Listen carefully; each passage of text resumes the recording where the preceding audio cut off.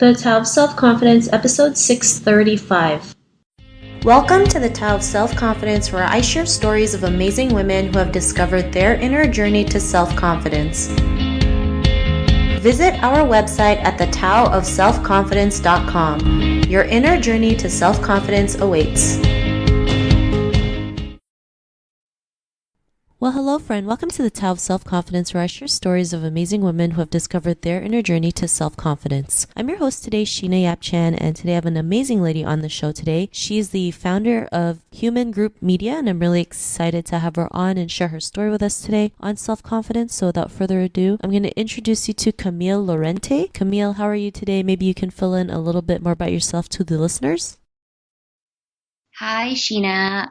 Thanks for having me on your show. I'm Camille Laurente. I am the CEO and co-founder of Hueman Group Media. So we're a social good podcast company that partners with brands, organizations, thought leaders who want to ignite their social purpose. So we are really focused on harnessing the power of audio storytelling and inspiring our listeners to take action and, make a positive change in the world. So I started my company in late 2017, and we've been on an inspiring, tremendous journey as we've built out shows. And one of our shows is called Sincerely Human, wherein we feature advocates, philanthropists, and everyday change makers who are positively impacting the lives of strangers and communities around the world.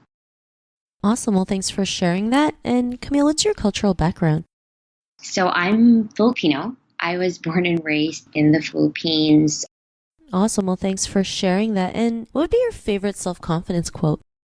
I would say I have a favorite self-confidence quote, but there's a quote that I would say, it really stuck to me. So it goes, the best way to gain self-confidence is to do what you're afraid to do. I think this quote really applies or has applied in my life, because anything that I've done, if there was kind of like a show reel about my life and my journey, it's wherein I try things that I haven't done prior, and it's kind of taking a leap of faith and just believing in myself that I have what it takes to do it and to succeed. Thanks for sharing that great quote. And it's funny because when people ask if you're afraid to do something and you're like, yeah, I am. It's when you're actually ready. So, our fears are our greatest indicators that, we are there to do something amazing, right? There's once you go over the other side of the hill or whatever you call it, that's where the magic happens. So thanks for sharing that great quote. And in your own words, how do you define self-confidence? So for me, I think it's just really believing that you have what it takes, to do what others can and are able to do. And it's always having something to say that matters. And I think one of the maybe applicable or kind of moments I've had with the quote I just shared and, having self-confidence is not letting other people dictate that you can't do something. I think that's real self-confidence. And it's really just believing and holding on to your potential. Thanks for sharing that great definition. And Camille, what was your life like before your discovery of self-confidence? I'm still on that journey, if I'm being very honest. But I would say, there's no one specific moment or one kind of discovery of self-confidence. But I guess to answer that question, I've had, moments of self-doubt, or, when I ask myself, am I good enough to tackle this? Am I ready to take on this challenge? And of course, it's not the best feeling. And I feel like other people can relate to that, where you fall into this trap and it kind of derails your plans and your dreams to achieve something. So that was I would say was my life before acknowledging that, I'm built to do what I'm doing now. Thanks for sharing that. And that's something we all go through, right? Especially as women, especially as Asian women. We're really great at, second guessing ourselves, doubting if we are capable or worthy enough to go out there and do something great. But what was that point in your life when you realized, like you mentioned, you took that leap of faith and, especially doing what you're doing? What was that aha moment?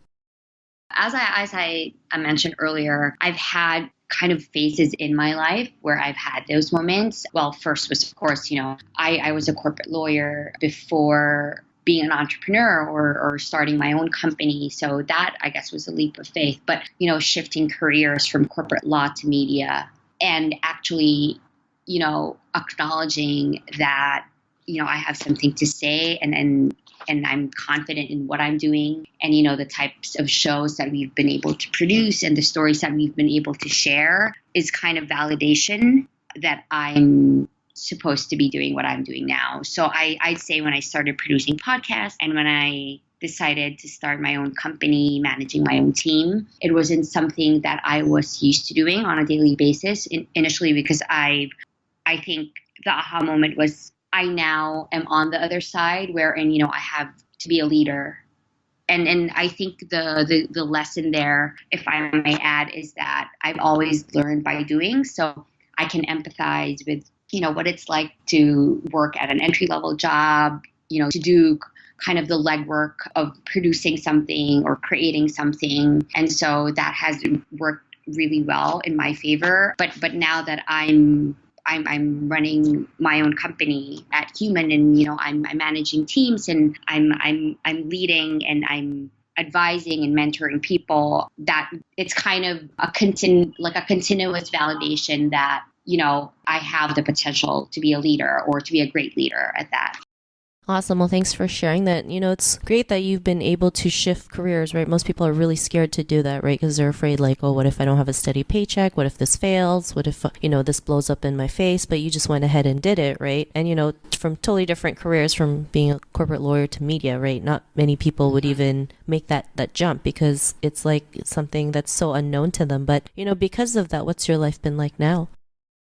Well, it's been a real blessing, I would say. I think, again, some of the listeners might be able to relate to not feeling the passion for what you're doing. And so that's been kind of my story before, taking the leap to media and starting my own podcast company. And I realized that everything that I'm doing now or everything that has happened to me in the past, all of the challenges, all of the things that I had to go through have led me up to this point and have kind of prepared me for, the amazing things that are in store, for our company and, for the work that we do and, fulfilling our mission. And I would say because I've, quote unquote, discovered self-confidence, or I've kind of owned my, my voice and my talents and my skills in this field, I've been so much more confident in speaking about our mission, in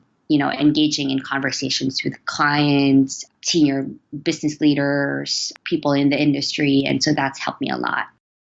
Awesome. Well, thanks for sharing that. And, to the woman who's listening to your episode, she may be in her own journey to self-confidence. What would be that one tip you would give to her?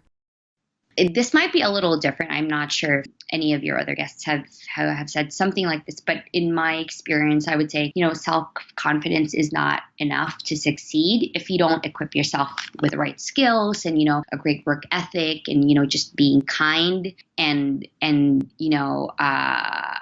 acknowledging that we're all humans, if I can say that, because I think self-confidence is owning your talents, owning your skills, believing in your potential. But I say if you have that and you work hard and you're kind to people, you're not stepping on anybody's toes, you acknowledge that you're not perfect or you can make mistakes and you learn from them, then I think, you'll go a really long way.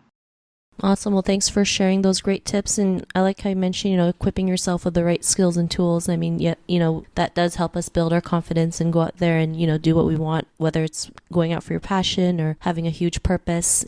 Confidence really does help us along the way. So thanks for sharing that. And, if our listeners want to get to know a little bit more about you and what you do, is there any links or social media profiles we can connect with? So our flagship podcast, Sincerely Human, we're on Instagram. So it's Sincerely, Hueman. That's how we spell human. If you want to check out, our company and, our other shows, you can go to huemangroupmedia.com. And also you can find me on LinkedIn if you want to add me and see the other projects or other shows that we have that I'm working on. Awesome. Well, thanks for sharing that. And to our listeners, if you want to connect with Camille, you can also head on over to thetaoselfconfidence.com and search for Camille's name. Her show notes will pop up along with everything else that we talked about. And I really just want to thank Camille today for taking the time to share her story and tips with us on self-confidence. So thank you so much, Camille. Thank you. Thanks, Sheena. Thanks so much for having me on the show. And I really hope I was able to share advice that women or listeners, your listeners, can take and apply in their own lives. Well, thanks again for doing this, and I'm sure the listeners enjoyed your story, so thanks again. And to the listeners, tune in to the next episode, and we'll talk to you soon. Bye for now. Thank you for tuning in to another amazing episode of the Tao of Self-Confidence. Want to learn how you can use podcasting to market your business? Download your free report by visiting our website at thetaoofselfconfidence.com. Your inner journey to self-confidence awaits.